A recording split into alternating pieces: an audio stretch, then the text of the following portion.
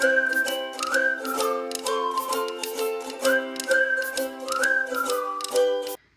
everyone, welcome to my channel.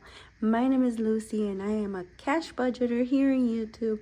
I'm also an Etsy seller, an entrepreneur, a mom, a wife, and much more. So today I'm bringing you guys a video of why budget. Why do cash budgeting? Many of us in this community do love cash budgeting. We find it very fun and very beneficial.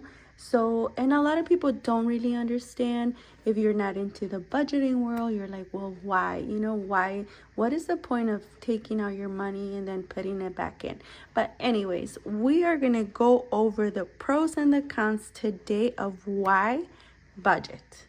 Why did I start this budgeting journey? So yeah, you guys, so without further ado, let's go ahead and get started. Alrighty guys, and it is actually 40 days to Christmas. That's crazy. Can you believe it? So yeah, I was gonna tell you guys, so why budget? Why do this weird thing that some people do and just stuff money in their binders? This community is familiar with that. We all know what it does and everything, but we get a couple of people here and there that are like, okay, that's kind of dumb. Like, you pull money out of the bank, then put it in your binder, and then you put it back into the bank. But anyways, I was gonna explain why we budget and why we do what we do. So a very simple explanation, or a very simple answer to this question, I actually got it today. I cash stuff because being broke sucks. Merry Grinchmas. This is an envelope that I created today, and it just, I'm showing it in this video because it really makes sense, to me. And it has a tracker and save $220. Each heart is $10. So yeah, you guys, so pretty much I cash stuff because being broke sucks. That's what I think, and that's why I cash stuff. But let's go ahead and go into details of what is cash stuffing and the pros and the cons. So cash stuffing, for those that don't know, is pulling money, like I had said, out of the bank.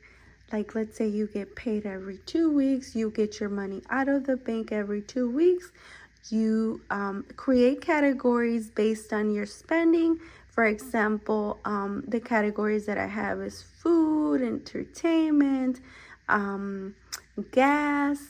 Also, what else do I have? I have it in here. Entertainment, dining out, clothing, medical, household, emergency, beauty, kids, and pet.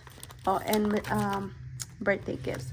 So that would be my categories. Each lifestyle is different. Everyone is different. It has different needs. So you would add a different category for everything that you spent, or at least like categorize everything. So yeah, I was saying that's what cash budgeting or cash stuffing means. Just putting everything, setting envelopes aside to categorize all your expenses, and that way you can track them more accurately to see what you spend within the 2 weeks that you get paid, or the month, or the week. So yeah, let's go ahead and get started with my pros and my cons. So one of my pros is mindful spending. So you have more of the control of how you spend it. And if you spend, for example, if you have categorized or budget, for example, $60 for dining out in 2 weeks, and if you already spent like $45, you have to, within the first maybe week, you have to be mindful that you're not going to go out eat within the next week until you get paid again. You know what I mean? And it's more of a control and the mindful spending, that you're more, instead of swiping your card, you're paying cash, and you are more, you see what you spent. Same thing with, tracking your expenses and all that. So another pro that I have here is improve money management skills. So improve how you manage your money, because you are going to have to categorize. You're going to have to sit down and you're going to have to go through all your transactions first. That's how you start. So you go through all your transactions, see what you spend more on, see how much you're going to give each category, and how much you are going to spend within that month or that 2 weeks. I'm saying month, I keep saying month because we get paid monthly and we budget monthly. But so it's gonna improve your management skills, and you're gonna be reviewing every expense, every receipt. As you can see, I put my receipts here. I started doing that lately because I find that it's actually easier to go there when I do my expense review every week or every 2 weeks. I'm able to see how much we spend and what we spent on, and then put it in the computer. I use Notion for this. Notion is great, at least for budgeting. If you have not tried Notion out, you have to do it. And this is not a paid promotion, but I just love it, love it, love it. So anyways, that is my second point. My third pro would be better financial awareness. So it's the same thing. All the pros look like they're the same thing, but you're gonna have more awareness as far as how much comes in your budget, how much do you earn monthly or bi-weekly, how much you're spending in every single category from here.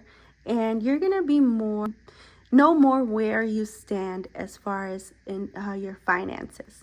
So you're gonna know if you earn a lot of earn money and have a lot of bills, what do you have to cut in order for you to to be within your budget. Because when I started this budgeting journey, I started like around, I would say, like 4 or 5 months. As time has passed, I've gotten a little bit better. I'm not saying I'm perfect, because every day you learn something new and you manage your money a little bit better. But when I started this journey, we saw that we saw our income, we saw all the bills, and we had a lot of things that we had to downgrade. As far as bills are concerned, we downgraded our we used to have Verizon as a phone provider, and internet we had Comcast, which we also downgraded. So we went from Verizon to T-Mobile for our phone, and then we went from Comcast to T-Mobile for our internet. So we have seen where are the opportunities to downgrade and how we can budget a little bit better to be able to pay all of our bills and also get a little bit of more money to save. Like I said, I'm not perfect, and it takes a while to get there, but every time it gets better. Another thing that we cut, I think we were paying for Hulu, so we downgraded on that. We actually took it off. Netflix, we got with T-Mobile, I think we got like a year free of Netflix or something like that, which was great. So a lot of subscriptions we had to let go of, and a lot of bills we had to downgrade. So it is a process. Like I said, I have a list of all the things that I wanted to downgrade, and all the lists that I was like, okay, do we really need that? Is that a necessity, or we have that because we want to? And we had to, my husband and I had to sit down and had to make a decision whether to leave it or cut it. So anyways, that is just an example of how I'm telling you guys that you get better financial awareness, and you'll get to see where you are lacking and where you need to work on in your expenses. Another pro for cash budgeting is faster debt payoff. So if you are in debt if you have any debt then you need to settle, this is probably a good way for you to get out your finances in order, because paying off debt is not as easy as you think, and there's some people that have to go through different steps to get ready. So you're not gonna start cash budgeting and the next month pay everything off, or I mean that would be great, but it is actually not realistic. So there is actually a point where you have all your finances in order, and you have your emergency fund and all that good stuff, which we can go over it in a different video, and you'll be in a good path to be able to start paying debt. So this is a good way to start your payoff journey. So a little bit of our payoff journey, we actually have started, but then we stopped for a little bit. But again, like I'm saying, this is actually a process. You have to get your finances in order first in order to even think about paying off things. So yeah, and again, this is actually another video of everything, of all the payoff and all that, but we're not gonna go into it right now. So those were my pros. I know there's a lot of pros. I know there's a lot of cash budgeters that absolutely love this system. And you can comment down below if you're one of those and tell me what has helped you and how are you better managing your finances since you started. So anyways, another con that I'm going to go over is frequent bank trips. So it just depends on how you organize your finances. Like I said, we get paid monthly. To me, it's better to go just monthly to the bank and pull out the money, and then organize it into my sinking funds. However, so in the other cons, I will go over how we do it, but that is one of the cons. Another con is impractical for some purchases. As for example, my husband and I, we leave our sinking funds, our car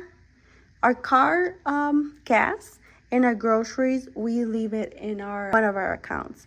Why? Because that is something that we use the most, the gas and the groceries. And to me, it doesn't make sense to leave all the money here in the sinking funds and then be pulling it out. And, it would just be a mess. So I think that's what this con is, just for some purchases. It's a little bit impractical, but you can work around, like we do it. You can actually leave it in the bank and then budget it from there. Another con is theft and loss risk. So, I mean, it all depends. I know a lot of people nowadays have like a safe and have cameras in their house and all that good stuff. So that is perfect. It's a little bit risky as well to have the money, and then if you don't document correctly, then you're gonna be like, okay, I had more money here in this envelope, what happened, or whatever. So that's why my sinking funds, as of right now, I just do them monthly. As you can see, once I finish the money, either I have to see how I do it or not spend at all. And this is only for my categories, like I said, the groceries and the gas. We do budget a little bit more, and like I had mentioned in my videos, my husband has his separate sinking fund, so he's able to take care of some of the stuff if I run out of my money. For me, I think it's kind of, right now, I don't accumulate a lot of money, which would be nice if I did, but to me, it's like my mentality, and it just depends on how you do your cash budgeting. But to me, my mentality right now is, okay, that little binder has to last me a month. If I were to put more money and stuff more money into my monthly binder for example, entertainment, I would waste it, or into dining out, I would be like, okay, I have more money, we can dine out another time. So yeah, that's the way I see it. I might change it as we go, I'm not sure. but that's how I budget right now, and that is how I'm getting used to it, and how I'm, little by little my finances are get going into place. So that's how I do it. So I don't have a lot of risk for theft and loss, just because, I don't keep a lot of money in my binders. I do keep money in my saving challenges, but I just put those binders in a separate place. So yeah. So the last one, but not least, is no earned interest. So as we know already, there's a lot of accounts that you can take advantage of that are high yield savings and high yield checkings accounts.